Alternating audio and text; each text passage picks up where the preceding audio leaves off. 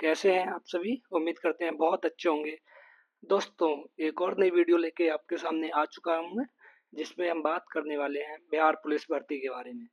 जैसा कि कल बिहार पुलिस की न्यू वैकेंसी जो कि लगभग 20,000 पदों पर है, रिलीज हो चुकी है, जिसके रिगार्डिंग संपूर्ण जानकारी इस वीडियो में आपको प्रोवाइड कराने वाला हूँ। देखिए, यूट्यूब पे काफ़ी सारी वीडियो पड़ी हुई है, जिसमें आधी अधूरी जानकारी है। पूरी जानकारी किसी भी वीडियो में नहीं प्रोवाइड कराई गई है। उसी के रिगार्डिंग ये वीडियो मैंने बनाई है। अगर आप बिहार पुलिस में फॉर्म अप्लाई कर रहे हैं तो आपके लिए ये वीडियो देखना अत्यंत आवश्यक है। तो कृपया करके आप पूरी वीडियो एक बार देख लीजिए, उसी के बाद आप फॉर्म अप्लाई कीजिए, जिससे आपको बाद में पछताना ना पड़े। संपूर्ण जानकारी इस वीडियो में मिलेगी। क्या क्या डॉक्यूमेंट चाहिए, कौन सी डेट के चाहिए, सर्टिफिकेट किस अधिकारी के द्वारा बना होना चाहिए, सिलेबस क्या है, एग्जाम क्या है, एग्जाम पैटर्न क्या है, कितने चरण में एग्जाम होने वाला है। ठीक है, चलिए आगे बढ़ते हैं वीडियो में।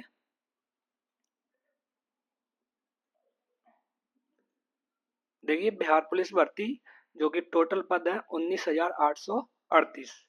आपके फॉर्म में अप्लाई जो होंगे वो होंगे 18 मार्च 2025 से 18 अप्रैल 2025 तक, यानी कि एक महीने तक फॉर्म अप्लाई किए जाएंगे। आपके पास अगर कोई भी डॉक्यूमेंट नहीं है तो आप आराम से इस बीच में 18 अप्रैल 2025 से पहले डॉक्यूमेंट बनवा लीजिए और अपना फॉर्म अप्लाई कर दीजिए। ठीक है, ये हमने यहाँ पे स्क्रीनशॉट भी लगाए हैं, जिससे आप लोगों को बिल्कुल भी दिक्कत ना हो। आप यहाँ पे पढ़ सकते हैं ऑफिशियल भी। यहाँ पे जो डेट लिखी है वो यहाँ पे लिखी है 18 मार्च 2025 से प्रारंभ होगी आवेदन प्रक्रिया और 18 अप्रैल 2025 तक चलेगी। तो ये बात आप ध्यान रखेंगे, एक महीने का आपके पास टाइम है 18 मार्च से 18 अप्रैल तक। देखिए, वैकेंसी की बात करते हैं तो वैकेंसी टोटल है 19,838। इसमें जो गैर आरक्षित यानी कि यूआर इसे ही बोलते हैं, इसे ही जनरल बोलते हैं, इनकी जो वैकेंसी है वो है 7,935। ईडब्ल्यूएस की वैकेंसी है 1,938। एससी की वैकेंसी है यानी कि अनुसूचित जाति 3,174 और एसटी की वैकेंसी है 199। ईबीसी उत्तर प्रदेश में से ओबीसी कहते हैं। यहाँ पे ओबीसी को दो कैटेगरी में डिवाइड किया गया, ईबीसी और बीसी। ईबीसी में वैकेंसी है 3,571 और बीसी में जो वैकेंसी है वो है 2,381। और बीसीबीडब्ल्यू यानी कि पिछड़े वर्ग की महिलाएं, उनके लिए वैकेंसी है 595। और टोटल जो वैकेंसी है वो है 19,838। ठीक है, अब यही 19,838 वैकेंसी में से जो महिलाओं के लिए है आरक्षण वाइज, आप यहाँ पे देख लेंगे कैटेगरी वाइज, वो है 6,717, यानी कि लगभग 30% से कुछ कम वैकेंसी जो की है महिलाओं के लिए रिजर्व है। ध्यान रखना, ये अलग से 6,717 वैकेंसी अलग से नहीं है, इसी जो पदों की संख्या है इसी में से ये वैकेंसी महिलाओं के लिए रिजर्व की गई है। अब बात करते हैं अदर स्टेट के जो कैंडिडेट हैं। जैसे मान लो बिहार के स्टूडेंट फॉर्म भरेंगे ही भरेंगे, उसके अलावा यूपी के, एमपी के, राजस्थान या भारत में किसी भी अदर स्टेट से कैंडिडेट अगर फॉर्म भरते हैं तो अदर स्टेट के कैंडिडेट्स चाहे वो ओबीसी में हो, चाहे एससी में हो, चाहे एसटी में हो, अदर स्टेट यानी कि बिहार पुलिस में वैकेंसी में फॉर्म भरेगा तो उसे जनरल से ही फाइट करना पड़ेगा और जनरल के जो भी नियम है सभी नियम फॉलो करने होंगे। और जो भी महिला अदर स्टेट की है यानी कि फीमेल है, लड़की है, तो वो भी जनरल में फाइट करेगी और जो जनरल की कट ऑफ लगेगी उसे उसे क्या करना होगा, क्लियर करना होगा। तो ये बात आप समझ में आप लोगों को समझ में आ गई होगी। अदर स्टेट के कैंडिडेट के लिए कोई भी रिजर्वेशन अलाउ नहीं है, सारे के सारे ओपन कैटेगरी में जाएंगे यानी कि यूआर में जाएंगे। बाद बाकी ये EWS, SC, ST, EBC, BC और बीसीडब्ल्यू ये सिर्फ और सिर्फ बिहार स्टेट के कैंडिडेट के लिए अप्लाई होगा, बाकी अदर स्टेट के लिए नहीं होगा। तो ये बात आपको समझ में आ गई होगी। तो आप अगर अदर स्टेट के कैंडिडेट हैं तो ये डिटेल आप पहले अच्छे से देख लीजिए। आप यूआर में जाएंगे, क्या यूआर की जो भी क्वालिफिकेशन दी गई है, जो भी शर्तें दी गई हैं, वो आप फुलफिल कर रहे हैं। यदि फुलफिल कर रहे हैं तो ही अप्लाई कीजिए। चलिए आगे बढ़ते हैं, शारीरिक मापतौल की बात करते हैं। देखिए, शारीरिक मापतौल जो है वो क्वालिफाइंग है, इसके लिए आपको कोई भी मार्क्स नहीं मिलेगा, लेकिन क्वालिफाई होना अनिवार्य है। अगर आप इसमें क्वालिफाई नहीं होते हैं तो आप क्या होंगे, भर्ती से बाहर हो जाएंगे। बट इसके लिए कोई मार्क्स नहीं है, ठीक है। आपको जो 100 नंबर की रिटन परीक्षा होगी और 100 नंबर का जो फिजिकल होगा वो अलग है, उसके अलावा इसे भी पास करना कंपलसरी है। ये ओनली क्वालिफाइंग है। इसमें देखिए, यानी कि गैर आरक्षित जनरल, पिछड़ा वर्ग के पुरुष ओबीसी अभ्यर्थियों के लिए जो न्यूनतम हाइट है वो 165 सेंटीमीटर होनी चाहिए दोस्तों। कितनी होनी चाहिए? 165 सेंटीमीटर। यदि आपकी हाइट 165 सेंटीमीटर है तो आप बिल्कुल इसमें अप्लाई कर सकते हैं, चाहे आप किसी भी स्टेट के हैं। 165 सेंटीमीटर हाइट होनी चाहिए। सीना है, चेस्ट, चेस्ट अब थोड़ा सा ज्यादा है, बिना फुलाई कम से कम 81 सेंटीमीटर होना चाहिए, कम से कम। और फुलाने के बाद 86 सेंटीमीटर होना चाहिए। यानी कि हम कह सकते हैं चेस्ट में मिनिमम 5% फुलाव अनिवार्य है। अगर 82 या 82 से ज़्यादा मान लीजिए आपका सीना है वो 87 सेंटीमीटर है, तो फुलाने के बाद वो कितना होना चाहिए? फुलाने के बाद 87 में 5 जोड़ दीजिए, 92 होना चाहिए। ऐसे ही किसी कैंडिडेट का जो बिना फुलाए है वो 85 है, तो फुलाने के बाद 90 होना चाहिए। कुल मिला के जो मिनिमम फुलाव अनिवार्य है वो 5 सेंटीमीटर है, ठीक है। यानी कि हाइट यहाँ थोड़ी सी कम मांगी गई है, जैसे यूपी पुलिस में 168 मांगी जाती है, उसके अकॉर्डिंग जिस भी स्टूडेंट की, छात्र की हाइट थोड़ी सी कम है वो यहाँ पे अप्लाई कर सकते हैं। देखिए, अत्यंत पिछड़ा वर्ग यानी कि ओबीसी के पुरुष के लिए जो हाइट है वो कितनी है? वो 160 सेंटीमीटर है। अब यहाँ पे ये बात आप ध्यान रखिए दोस्तों अच्छे से। आप भले ही उत्तर प्रदेश, राजस्थान, मध्य प्रदेश किसी भी किसी अदर स्टेट के हैं, भले ही आप ओबीसी में आते हैं, आप ये सोचे आपकी हाइट 160 सेंटीमीटर है, आप फॉर्म अप्लाई कर देंगे? नहीं करेंगे। आपकी हाइट 165 सेंटीमीटर ही ली जाएगी, क्योंकि आप अदर स्टेट के हैं। आप इनडायरेक्ट रूप से जनरल में क्वालिफाई, जनरल कैटेगरी में पहुंच गए, तो जनरल कैटेगरी की जो भी यहाँ पे रिक्वायरमेंट है वो फुलफिल होनी चाहिए। चेस्ट में यहाँ पे कोई छूट नहीं है, सिर्फ और सिर्फ हाइट में ओबीसी के बच्चों को 5 सेंटीमीटर की छूट है। यानी कि सिर्फ और सिर्फ बिहार के ओबीसी के जो भी बच्चे हैं, चेस्ट 81 सेंटीमीटर होना चाहिए बिना फुलाए, और फुलाने के बाद 86 सेंटीमीटर हो जाना चाहिए। बात करते हैं अनुसूचित जात, अनुसूचित जनजाति, एससी एसटी के।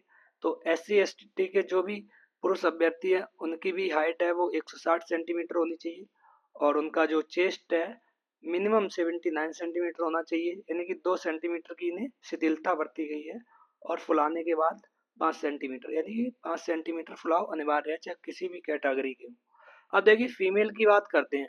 फीमेल सभी वर्गों की महिला अभ्यर्थियों के लिए, यहाँ पे आप समझ लीजिए, आप अगर अदर स्टेट की फीमेल है तब भी आप इसी में जाएंगी। सभी वर्गों की महिला अभ्यर्थियों के लिए एक सेंटीमीटर में जो हाइट है वो 155 सेंटीमीटर होनी चाहिए।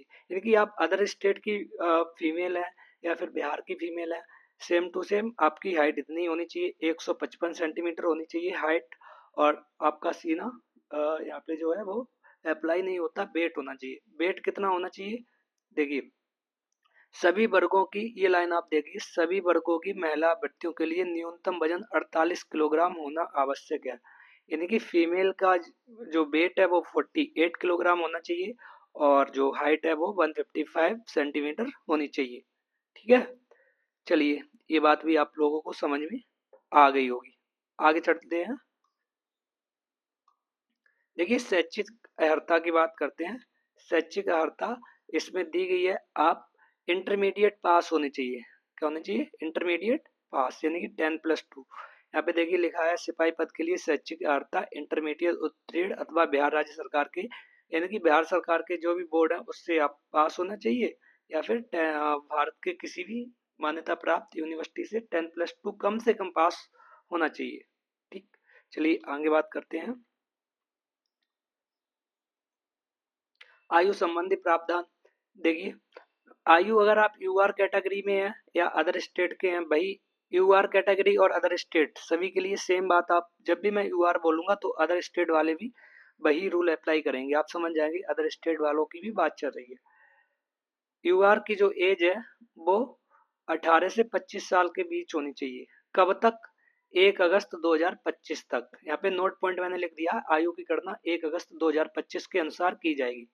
यानी कि यूआर कैंडिडेट 18 से 25 साल के होने चाहिए। ईबीसी या बीसी, ये कैंडिडेट इन्हें 2 साल की छूट दी गई है। 18 से 27 साल के बीच के होने चाहिए और ये सिर्फ और सिर्फ बिहार सरकार के जो भी बच्चे हैं या बिहार राज्य के जो भी स्टूडेंट हैं उन्हीं को ये छूट मिलने वाली है। SC ST के लिए इन्हें 5 साल की छूट दी गई है। 18 से 30 साल तक के बच्चे यहाँ पे अप्लाई कर सकते हैं और फीमेल को भी 3 साल की शिथिलता बरती गई है, छूट दी गई है। 18 से 28 साल के बीच की जो भी फीमेल है वो अप्लाई कर सकती है। ये बात आप लोग ध्यान रखेंगे दोस्तों।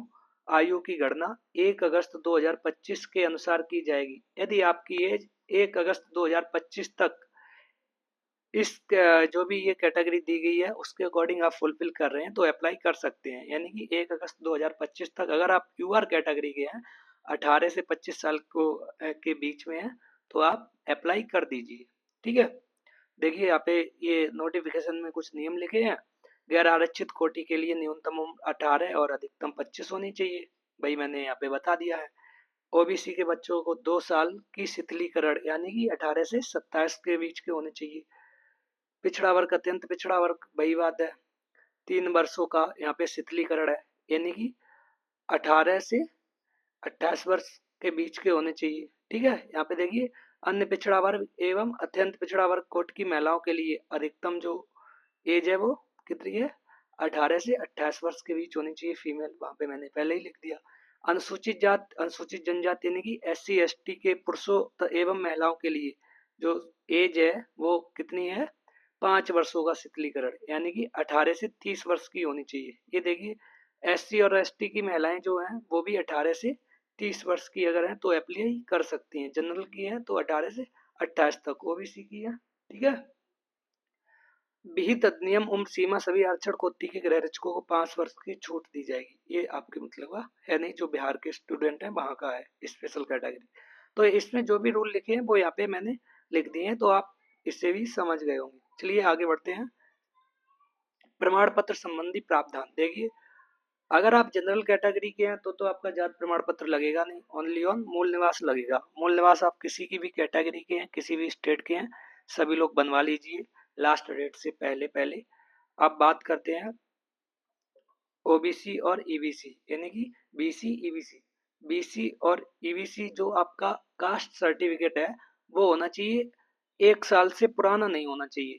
यानी कि जो भी आवेदन की लास्ट डेट है 18 अप्रैल 2025 यानी कि 18 मार्च 2025 के बाद और 18 अप्रैल 2025 से पहले का होना चाहिए। ये बात नोट कर लीजिए आप लोग दोस्तों, जिसे नहीं पता है। अगर आप बीसी या ईबीसी कैंडिडेट हैं, आपका ओबीसी का सर्टिफिकेट 1 साल से ज़्यादा का पुराना नहीं होना चाहिए। यानी कि 18 मार्च 2024 के बाद और 18 अप्रैल 2024 के बाद 18 मार्च 2025 से पहले का होना चाहिए। और ये NCL होना चाहिए, नॉन क्रीमी लेयर। यहाँ पे देखिए लिखा हुआ है पिछड़ा वर्ग बीसी एवं अत्यंत पिछड़ा वर्ग ईबीसी आरक्षण कोट के अभ्यर्थी को जात प्रमाण पत्र एवं स्थायी निवास जात प्रमाण पत्र एवं स्थायी निवास प्रमाण पत्र, यहाँ पे देखिए स्थायी निवास प्रमाण पत्र क्रीमी लेयर रहित यानी कि NCL नॉन क्रीमी लेयर प्रमाण पत्र प्रस्तुत करना होगा। उनके स्थायी निवास अधिवास अंचल राज्य सरकार द्वारा अधिसूचित अंचल पदाधिकारी राजस्व पदाधिकारी, देखिए वही है आपके पदाधिकारी द्वारा यहाँ पे जो प्रमाण पत्र जारी किया जाएगा वही होना चाहिए। कुल मिला के यही कहने का मतलब यही, 1 साल से पुराना ना हो और NCL हो, NCL non creamy layer. SC ST का पुराना है तब भी चल जाएगा। SC ST के लिए नोटिफिकेशन में ऐसी कोई भी कंडीशन नहीं लिखी है, बट SC ST का भी सर्टिफिकेट होना चाहिए।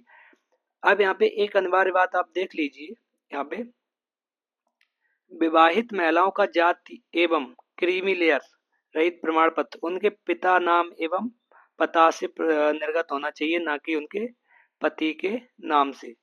यानी कि जो भी विवाहित महिलाएं हैं उनके जो जात प्रमाण पत्र सर्टिफिकेट है और मूल निवास है वो पिता के पक्ष का होना चाहिए, पति के पक्ष का नहीं होना चाहिए। तो ये यहाँ पे पॉइंट बहुत जरूरी है जो कि नोटिफिकेशन में लिखा है और स्पेशली मैंने ये फीमेल के लिए यहाँ पे मेंशन किया है। ये आप अच्छे से जान लीजिए, आपको बाद में नहीं तो परेशानी का सामना करना पड़ सकता है। ठीक है।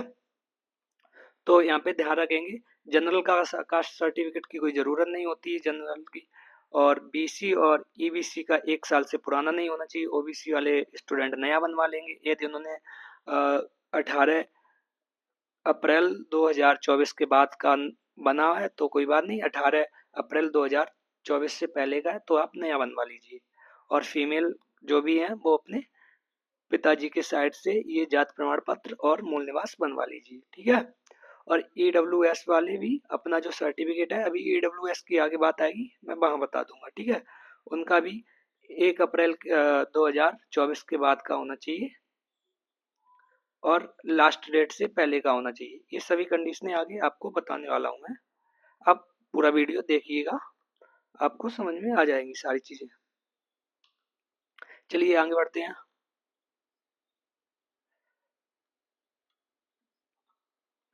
देखिए, अब बात करते हैं आपकी जो भर्ती होने वाली है वो 3 चरण में होने वाली है। प्रथम चरण में आपकी लिखित परीक्षा होगी, द्वितीय चरण में फिजिकल होगा और तृतीय चरण में डॉक्यूमेंटेशन यानी कि डीवी होगा आपका। तो जो भी लिखित परीक्षा होगी उसका जो सिलेबस है वो हिंदी, अंग्रेजी, गणित, सामान्य अध्ययन यानी कि जीएस, विज्ञान और करंट अफेयर्स, ये 6 सब्जेक्ट आपको अच्छे से पढ़ने होंगे। इसमें देखिए रीजनिंग, कहीं भी रीजनिंग का जिक्र नहीं है, इंग्लिश है। हिंदी इंग्लिश मैथ यानी कि हिंदी इंग्लिश गणित और सोशल स्टडी, साइंस और करंट अफेयर्स, ये सिलेबस यहाँ पे मैंने लिख दिया है, पूरा इन्होंने मेंशन किया, आप पढ़ लेंगे, ठीक है। ज़्यादा लंबी वीडियो ना हो इसके लिए मैं आगे बढ़ता हूँ। देखिए, आपका जो प्रथम चरण यानी कि लिखित परीक्षा होगी वो 100 प्रश्न की होगी और कुल जो आपका समय है वो 2 घंटे का होगा। इसमें किसी भी प्रकार की नेगेटिव मार्किंग नहीं है। नेगेटिव मार्किंग का नोटिफिकेशन में बिल्कुल भी जिक्र नहीं किया गया है, तो आप इस बात के लिए बिल्कुल निश्चिंत रहिए, नेगेटिव मार्किंग नहीं है। देखिए यहाँ पे एक नोट पॉइंट मैंने लिखा है, लिखित परीक्षा के प्राप्त अंकों के आधार पर वैकेंसी के 5 गुना अभ्यर्थी को दूसरे चरण के लिए पास किया जाएगा। देखिए आपकी मान लीजिए कितनी वैकेंसी है, 20,000 वैकेंसी है सपोज, तो 20,000 का 5 गुना 1 लाख, 1 लाख बच्चे जो हैं वो मेंस के लिए क्वालिफाई किए जाएंगे लिखित परीक्षा में। जो कि आपके नंबर आएंगे उसके अकॉर्डिंग, यानी कि लिखित परीक्षा की जो कट ऑफ लगेगी वैकेंसी के 5 गुने पे लगा दी जाएगी। अब ये जो वैकेंसी के 5 गुने पे कट ऑफ लगा दी जाएगी, बस इसका काम खत्म हो जाएगा। जो फाइनल मेरिट बनेगी उसमें ये जो रिटन यानी कि लिखित परीक्षा के मार्क्स हैं वो इंक्लूड नहीं किए जाएंगे, वो आगे फिजिकल के मार्क्स पे फाइनल मेरिट बनेगी। ये बात दोस्तों आप ध्यान रखेंगे, ठीक है। लिखित परीक्षा के मार्क्स सिर्फ और सिर्फ किसके लिए है, जो 5 गुने कैंडिडेट दूसरे चरण के लिए क्वालिफाई किए जाएंगे, बस उसके लिए है। उसके बाद ये मार्क्स जो लिखित परीक्षा के हैं उसका कोई काम नहीं है, सिर्फ और सिर्फ जो भी फिजिकल में आपके मार्क्स आएंगे उसके अकॉर्डिंग आपको जो फाइनल रिजल्ट होगा, फाइनल मेरिट लिस्ट बनेगी, उसमें आपका नाम आएगा। अगर उसमें आपके मार्क्स अच्छे हैं, अगर उसमें आपके मार्क्स कम है, फिजिकल वीक है, तो आप का चयन नहीं हो पाएगा। देखिए यहाँ पे लिखा, लिखित परीक्षा के प्राप्त अंकों के आधार पर यथासंभव विज्ञापन रिक्तियों के आरक्षण कोटिवार, प्रत्येक कोटि के लिए 5 गुना अभ्यर्थियों का चयन शारीरिक दक्षता परीक्षा हेतु किया जाएगा, ठीक है। तो ये बात आपको समझ में आ गई होगी। यहाँ से आपको इतना ही ध्यान रखना है, 100 नंबर के आपका प्रश्न पत्र होगा, 2 घंटे आपको मिलेंगे, नेगेटिव मार्किंग होगी नहीं। इसमें जो नंबर है उनका सिर्फ और सिर्फ दूसरे चरण के लिए क्वालिफाई करना उद्देश्य है। जैसे ही आप दूसरे चरण के लिए आपका रिजल्ट आता है, इन मार्क्स का कोई भी महत्व नहीं होगा, फाइनल मेरिट आपके फिजिकल मार्क्स के अकॉर्डिंग बनने वाली है। चलिए आगे बढ़ते हैं। अब देखिए, उसमें अगर आप पास हो गए तो आपके दूसरे चरण में जो है, द्वितीय चरण, वो शारीरिक दक्षता परीक्षा होगा, वो भी 100 अंक का होगा। यानी कि वो जो रिटन हुआ था वो 100 अंक का हुआ था, उसमें आप पास हो गए तो उन अंकों का आप कोई महत्व नहीं। अब आपको जो सिलेक्शन दिलाने वाले हैं वो ये दूसरे चरण के 100 अंक हैं, ये आपको सिलेक्शन दिलाने वाले हैं। अब देखिए ये 100 अंक कैसे हैं, आपकी जो दौड़ होगी उसके 50 अंक होंगे, आपका जो गोला फेंक होगा उसके 25 अंक होंगे, जो ऊंची कूद होगी उसके 25 अंक होंगे। यानी कि इन 3 अंक, जितना इम्पोर्टेंट फर्स्ट चरण है उतना उससे ज्यादा इम्पोर्टेंट सेकंड चरण है। इसमें 100 में से कितने मार्क्स आप लेके आ पाते, ये मायने रखता है आपको बिहार पुलिस में सिलेक्शन दिलाने के लिए, ठीक है। तो आप ये बात ध्यान रखिएगा। चलिए आगे चलते हैं, इसमें बात करते हैं रनिंग के मार्क्स कैसे मिलेंगे, गोला फेंक के, ऊंची कूद के कैसे मिलेंगे। देखिए, दौड़ एवं ऊंची कूद, दौड़ एवं यहाँ पे दौड़ एवं गोला फेंक पुरुष के लिए, यहाँ पे मिस्टेक हो गई, सॉरी। आप पढ़ेंगे दौड़ एवं गोला फेंक पुरुष के लिए। देखिए जो गोला फेंक है ना, गोला फेंक, चलिए इसे सही कर लेते। आपकी पुरुषों की जो दौड़ होने वाली है, अगर आपने 5 मिनट से कम में दौड़ खत्म कर दी तो आपको पूरे 50 में से 50 मार्क्स मिल जाएंगे। ठीक है, 1600 मीटर की आपकी दौड़ होगी और मैक्सिमम जो समय होगा वो 6 मिनट तक होगा। लेकिन आपको 6 मिनट में पूरी नहीं करनी है। आपने अगर 5 मिनट से पहले 1600 मीटर दौड़ खत्म कर दी तो आपको पूरे 50 नंबर मिल जाएंगे। 5 मिनट 5 सेकंड से लेकर 5 मिनट 20 सेकंड तक समय में आपने दौड़ खत्म कर दी तो आपको कितने मार्क्स मिल जाएंगे? तो आपको यहाँ पे 40 मार्क्स मिल जाएंगे। अगर आपने जो दौड़ है वो 5 मिनट 20 सेकंड से 5 मिनट 40 सेकंड तक खत्म कर दी तो आपको 30 नंबर मिलेंगे। ठीक है, अगर आपने क्या किया, दौड़ 5 मिनट 40 सेकंड से 6 मिनट में ही खत्म की तो आपको यहाँ पे सिर्फ और सिर्फ 50 में से 20 नंबर दिए जाएंगे। और अगर 6 मिनट से ज़्यादा आपने समय ले लिया तो आपको असफल घोषित कर दिया जाएगा और आप भर्ती प्रक्रिया से पूर्णतः बाहर हो जाएंगे। तो ध्यान रखिए दोस्तों, दौड़ इसकी इतनी ईजी नहीं जितनी आप समझ रहे हैं। कोशिश कीजिए 5 मिनट में आपकी रनिंग आ जाए, आपको पूरे 50 नंबर मिल जाएंगे। 5 मिनट नहीं तो 5 मिनट 20 सेकंड से ज़्यादा का समय नहीं होना चाहिए अगर आप एक वैकेंसी पक्की करना चाहते हैं। तो फिजिकल अभी से तैयार स्टार्टिंग कर दीजिए ताकि अच्छे से तैयार हो जाए। ठीक है, यानी कि 5 मिनट, 5.25 मिनट, 5 मिनट 20 सेकंड तक में अगर आपकी रनिंग कंप्लीट होती तो आपको 40 मार्क्स मिल जाएंगे बड़ा आसान से, जो कि अच्छा स्कोर होगा। अब देखिए गोला फेंक, गोला फेंक में जो अधिकतम मार्क्स कितने हैं? 25 हैं, पहले ही बता चुका हूँ। इसमें देखिए गोला फेंक ये जो है, जो भी फिजिकल है सभी कैटेगरी के पुरुषों के लिए है, SC ST के लिए स्पेशल नहीं, जनरल के लिए नहीं, सभी के लिए अप्लाई सेम होगा। अगर आपने जो 16 पॉइंट का गोला होता है, ठीक है, वो 16 फीट तक फेंकना है। अगर 16 पाउंड का गोला आपने 16 से 17 फीट तक फेंक पाया है, सिर्फ और सिर्फ 16 से 17 फीट तक फेंक पाया है, तो आपको सिर्फ 25 में से 9 नंबर मिलेंगे। ठीक है, ध्यान रखना 50 में से आपके दौड़ में कितने नंबर आए, गोला फेंक में कितने आए और ऊंची कूद में कितने आए, इन्हीं से अब फाइनल मेरिट बनने वाली है, इन्हीं नंबरों के आधार पे। तो ध्यान रखेंगे आप। अगर आपने गोला 17 से 18 फीट के बीच में फेंक दिया तो आपको यहाँ पे 13 नंबर मिलेंगे। अगर आपने 18 से 19 फीट के बीच में गोला फेंक दिया तो आपको यहाँ पे 17 नंबर मिलेंगे। अगर आपने 19 से 20 फीट तक गोला फेंक दिया तो आपको कितने मार्क्स मिलेंगे? तो 21 मार्क्स मिलेंगे। और दोस्तों यदि आपने 20 फीट से ज़्यादा गोला फेंक दिया, ठीक है, कितना? 20 फीट से ज़्यादा, तो आपको पूरे 25 में से 25 मार्क्स मिल जाएंगे। ध्यान रखना। तो कुल मिला के आपको गोला जो फेंकना है, कम से कम कोशिश कीजिए 18 या 19 से कम ना रहे। 19 फीट से अगर आप ज़्यादा फेंक देते हैं तो अगर 19 से 20 के बीच में गिरा तो 21 अंक, और 20 से ज़्यादा गिरा तो 25 अंक आपको बड़ा आसानी से मिल जाएंगे। अगर आपने गोला 16 फीट से कम फेंका तो आप यहाँ पे असफल घोषित हो जाएंगे, ये लाइन यहाँ पे लिखी हुई है। तो कुल मिला के आप समझ गए होंगे दौड़ में आपको कैसे मार्क्स मिलेंगे और गोला फेंक गोला फेंक में आपको कैसे मार्क्स मिलने वाले हैं। अब चलिए पुरुष के ऊंची कूद के बारे में बात करते हैं। ऊंची कूद में भी आपको 25 नंबर मिलने वाले हैं, जैसा कि मैं पहले ही बता चुका हूँ। यहाँ पे देखिए, अगर आपने पूरा 5 फीट ऊंची कूद कूद गए आप, कितनी? 5 फीट, तो आपको यहाँ पे पूरे के पूरे कितने मार्क्स मिल जाएंगे? 5 फीट कूदने पर आपको 25 मार्क्स मिल जाएंगे। कितने मिल जाएंगे? 25 मार्क्स। तो आप कोशिश कीजिएगा 5 फीट में से पूरा का पूरा 25 मार्क्स अर्न कीजिए आप। ठीक है, अगर आप 4 फीट 8 इंच तक कूदे तो आपको यहाँ पे 21 मार्क्स मिलेंगे। 4 फीट 4 इंच तक कूदे तो 17 मार्क मिलेंगे। और 4 फीट से कम या 4 फीट 13 अंक मिलेंगे। और 4 फीट से कम कूदे अगर आप तो आप फेल हो जाएंगे। और 5 फीट पूरा कूदेंगे तो पूरे 25 नंबर मिल जाएंगे। ठीक है, तो कुल मिला के यही है। आपको जो रनिंग करनी है वो मैं अधिकतम समय 16 मिनट से जितना कम कर लेंगे रनिंग, उतना ही आपको ज़्यादा मार्क्स मिलेंगे। आपको जो गोला फेंकना है वो मिनिमम 16 फीट तक फेंकना है। 16 फीट से जितना ज़्यादा फेंक देंगे उतने आपके मार्क्स ज़्यादा मिल जाएंगे। आपको ऊंची कूद जो करनी है वो मिनिमम 4 फीट करनी है। 4 फीट से जितनी ज़्यादा कर लेंगे उतने आपको एक्स्ट्रा मार्क्स बोनस के रूप में मिल जाएंगे। ठीक है, तो आपको ये बात समझ में आ गई होगी। अब बात करते हैं फीमेल की। देखिए दोस्तों, अगर आपने मेरा अभी चैनल सब्सक्राइब नहीं किया है, आप सब्सक्राइब कर लीजिए। किसी भी भर्ती के रिगार्डिंग आपको संपूर्ण इन्फॉर्मेशन, पूरी जानकारी इस चैनल के माध्यम से प्रोवाइड की जाएगी। और कोई भी आपका डाउट है किसी भी भर्ती के रिगार्डिंग, चाहे आप किसी भी स्टेट से हैं, तो आप कमेंट में पूछ लीजिए, मैं बता दूंगा। अब बात करते हैं फीमेल की। देखिए फीमेल कैटेगरी में जो भी रनिंग है उसमें जो 1 किलोमीटर की रनिंग होनी है, और इन्हें यहाँ पे टाइम मिला है अधिकतम 5 मिनट।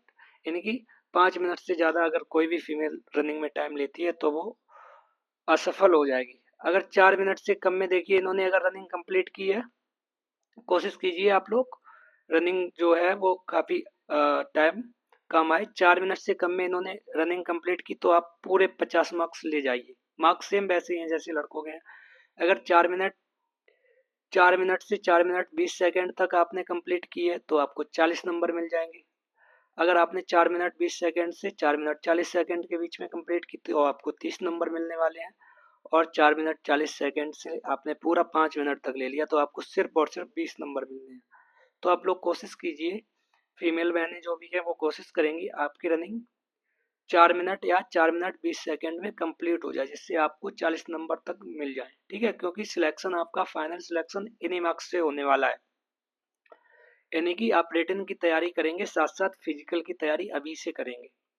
अब देखिए यहाँ पे जो गोला होगा वो 12 पौंड का होगा फीमेल के लिए, और इन्हें कम से कम गोले जो फेंकना है वो कितना फेंकना है, 12 फीट। 12 फीट से कम फेंक पाती हैं गोला तो आप फेल हो जाएंगे। देखिए गोला अगर आपने 12 से 13 फीट तक फेंक दिया तो आपको 9 नंबर मिलेंगे 25 में से। अगर 13 से 14 फीट तक फेंक दिया तो आपको कितने मार्क्स मिलेंगे, 13 मार्क्स मिलेंगे 25 में से। अगर 14 से 15 फीट तक फेंक दिया तो आपको 17 मार्क्स मिलने वाले हैं 25 में से। 15 से 16 फीट के बीच फेंक दिया तो आपको 25 में से 21 मार्क्स। और आपने 16 फीट से ज़्यादा फेंक दिया तो आपको पूरे 25 मार्क्स मिल जाएंगे। तो कुल मिला के आप कोशिश कीजिए जो गोला है वो आपका 15 फीट से ज़्यादा फेंकने की कोशिश कीजिए, ताकि आप इसमें अच्छे मार्क्स मिल जाएं। और रनिंग है वो 4.25 मिनट के आसपास तक आप टाइमिंग ले आइए तो आपको 40 से 50 नंबर ईजिली मिल जाएंगे। ठीक है, चलिए अब आगे बात करते हैं फीमेल की ऊंची कूद के बारे में। देखिए फीमेल की जो ऊंची कूद है वो मिनिमम कितनी है, 3 फीट। 3 फीट की है। अगर कोई भी फीमेल 4 फीट पूरी कूद जाती है, 3 फीट से अगर कम आप ऊंची कूद कूदेंगे तो आप असफल हो जाएंगे। आप 4 फीट की पूरी कीजिए तो 25 नंबर मिलेंगे। 3 फीट 8 इंच तो आपको 21 अंक मिलेंगे। 8 इंच का मतलब 2.5 सेंटीमीटर होता है। ठीक है, 1 फीट में 12 इंच होते हैं, तो आप अंदाज लगा लीजिए। 3 फीट 4 इंच तक अगर आप कूद पाते हैं तो आपको 17 मार्क्स मिल जाएंगे, ये भी ठीक है 17 तक। और 3 फीट या 3 फीट से कम कूदते हैं, 3 फीट कूदते तो 13, 3 फीट से कम तो आप फेल हो जाएंगे। देखिए यहाँ पे लिखा है 3 फीट न कूद सकने वाली महिला अभ्यर्थी को असफल घोषित कर दिया जाएगा। ठीक है, तो ये बात भी आपको समझ में आ गई होगी। चलिए आगे बढ़ते हैं। अब देखिए आपके 2 चरण कंप्लीट हो गए। पहला चरण रिटन परीक्षा होगी, दूसरा चरण आपका क्या होगा, फिजिकल होगा। ठीक है, फिजिकल में ही आपका जो हाइट चेस्ट वेट वहाँ पे मेजर कर लिया जाएगा, वो सेकंड चरण में। थर्ड चरण डॉक्यूमेंटेशन होने वाला है, डॉक्यूमेंट वेरिफिकेशन। इसमें क्या क्या लगेगा डॉक्यूमेंट में, देखिए वैध फोटोयुक्त पहचान पत्र जैसे आधार कार्ड, ड्राइविंग लाइसेंस, मतदान पहचान पत्र। यानी कि आप एक आपके पास क्या होना चाहिए, वैलिड पहचान पत्र होना चाहिए। जन्म तिथि आपकी जो है वो 10th की मार्कशीट से काउंट की जाएगी, ये बात आप लोग ध्यान रखिएगा। जन्म तिथि प्रमाण पत्र आधार कार्ड से कोई मतलब नहीं है, किससे, आधार कार्ड सिर्फ एड्रेस के लिए। 10th की मार्कशीट, ठीक है, यहाँ देखिए मैट्रिक या समकर सर्टिफिकेट अंक पत्र की मूल प्रति लिखा है, उसमें देखी जाएगी जन्म तिथि, उसी के अकॉर्डिंग। मैट्रिक का मतलब 10th होता है। इंटरमीडिएट या समकक्ष परीक्षा उत्तीर्ण प्रमाण पत्र, ठीक है, जैसा कि वैकेंसी इंटर पास है मिनिमम योग्यता, और इंटरमीडिएट या समकक्ष परीक्षा का अंक पत्र। ठीक, यानी कि आपके पास डिग्री भी होनी चाहिए और उसका अंक पत्र होना चाहिए, यूपी में जैसे सनद बोलते हैं। ठीक है, अनुसूचित जाति अनुसूचित जनजाति यानी कि SC ST का अगर आप लाभ ले रहे हैं तो अभ्यर्थियों के लिए सक्षम अधिकारी द्वारा निर्गत जाति प्रमाण पत्र होना चाहिए। और क्या, जाति प्रमाण पत्र होना चाहिए और मूल निवास यानी कि स्थायी निवास प्रमाण पत्र। ठीक है, अगर आप OBC कैटेगरी से हैं तो आपके पास क्या होना चाहिए, आपके पास भी जाति प्रमाण पत्र होना चाहिए एवं यहाँ पे मूल निवास होना चाहिए। ठीक है, तो ये बात आपको समझ में आ गई होगी। चलिए आगे बढ़ते हैं वीडियो में।